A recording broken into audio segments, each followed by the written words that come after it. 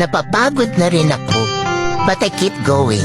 Kasi I realize kung magpapadala ako sa pagod at kung susuko ako sa buhay, sayang naman yung mga pagsubok na napanalo ko na. Lahat naman hindi perfect. Mayaman ka man or mahirap lang. We are all encountering problems. I just want to say, sana ikaw rin. I hope you choose to fight at hindi sumuko. There are better days coming. Magpahinga ka kung pagod ka, pero huwag kang sumuko sa buhay ha.